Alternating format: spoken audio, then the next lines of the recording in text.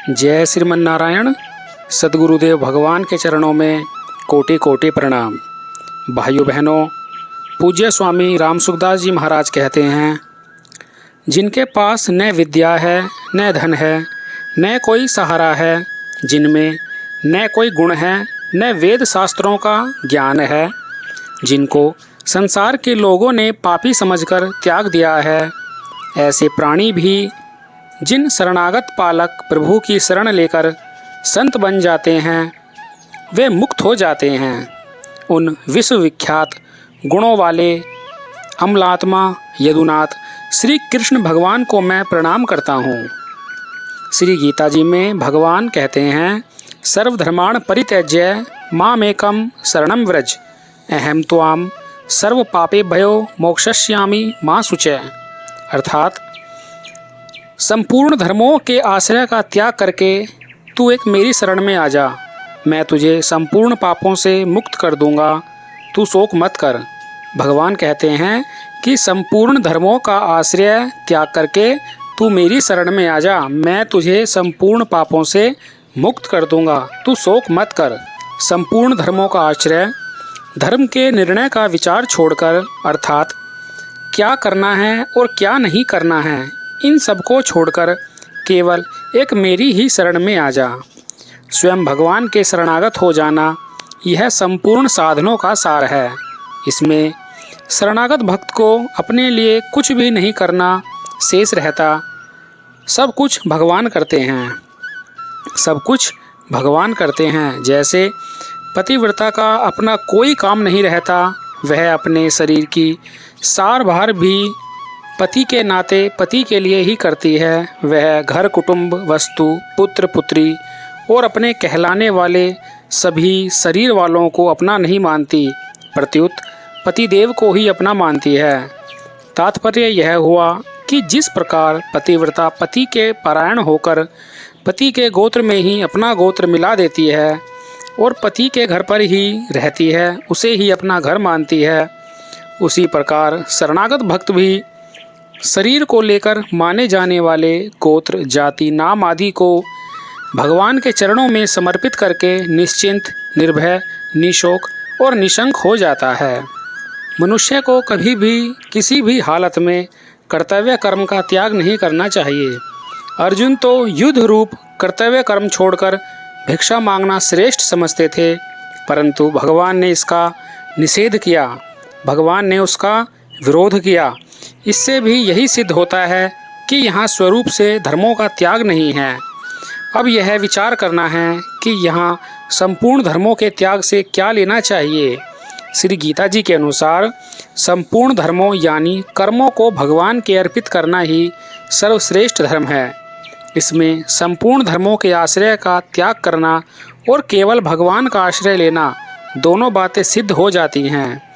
धर्म का आश्रय लेने वाले बार बार जन्म मरण को प्राप्त होते हैं, जो धर्म का आश्रय लेते हैं वे बार बार जन्म और मृत्यु को प्राप्त होते हैं, परंतु जो श्री भगवान का आश्रय लेते हैं उन्हें कभी जन्म नहीं लेना पड़ता, वो सीधे भगवान को जाते हैं, वो सीधे भगवान को ही जाते हैं।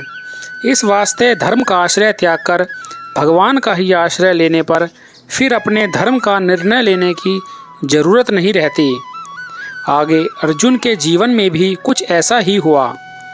अर्जुन का कर्ण के साथ युद्ध हो रहा था। इस बीच कर्ण के रथ का चक्का पृथ्वी में धंस गया। कर्ण रथ से नीचे उतरकर रथ के चक्के को निकालने का प्रयत्न करने लगा और अर्जुन से बोला कि जब तक मैं यह चक्का निकाल न लूँ, चक्का अर्थात पहिया, जब तक मैं यह पहिया निकाल न लूँ तब तक तुम ठहर जाओ। हे अर्जुन, तब तक तुम ठहर जाओ, मुझ पर बाण न चलाना, क्योंकि तुम रथ पर हो और मैं रथ से रहित हूँ, मैं रथ से नीचे हूँ और दूसरे कार्यों में लगा हुआ हूँ। ऐसे समय रथी को उचित है कि उस पर बाण न छोड़े। तुम सहस्र अर्जुन के समान शस्त्र और शास्त्र के ज्ञाता हो और धर्म को जानने वाले हो, इसलिए मेरे ऊपर प्रहार करना उचित नहीं है। कर्ण की बात सुनकर अर्जुन बाण नहीं चलाते। तब भगवान कर्ण से कहते हैं कि तुम्हारे जैसे आताताइयों को किसी तरह से मार देना धर्म ही है, पाप नहीं। भगवान श्री कृष्ण ने कहा कर्ण से कि तुम्हारे जैसे आताताइयों को किसी तरह से मार देना धर्म ही है, पाप नहीं, क्योंकि आताताई के 6 लक्षण तुम्हारे में हैं। और अभी अभी तुम 6 महारथियों ने मिलकर अकेले अभिमन्यु को घेरकर उसे मार डाला। इस वास्ते धर्म की दुहाई देने से कोई लाभ नहीं है। हाँ, यह सौभाग्य की बात है कि इस समय तुम्हें धर्म की बात याद आ रही है, पर जो स्वयं धर्म का पालन नहीं करता उसे धर्म की दुहाई देने का कोई अधिकार नहीं है। ऐसा कहकर श्री भगवान ने अर्जुन को बाण मारने की आज्ञा दी, तो अर्जुन ने बाण मारना आरंभ कर दिया। इस प्रकार यदि अर्जुन अपनी बुद्धि से धर्म का निर्णय करते तो भूल कर बैठते, अतः उन्होंने धर्म का निर्णय श्री भगवान पर ही रखा और भगवान ने धर्म का निर्णय किया भी। अर्जुन के मन में संदेह था कि हम लोगों के लिए युद्ध करना श्रेष्ठ है अथवा युद्ध न करना श्रेष्ठ है। यदि हम युद्ध करते हैं तो अपने कुटुंब का ही नाश करते हैं, और अपने कुटुंब का नाश करना बड़ा भारी पाप है। स एव पापिष्ठ तमो यह कुर्यात कुल नाशनम। इससे तो अनर्थ परंपरा ही बढ़ेगी।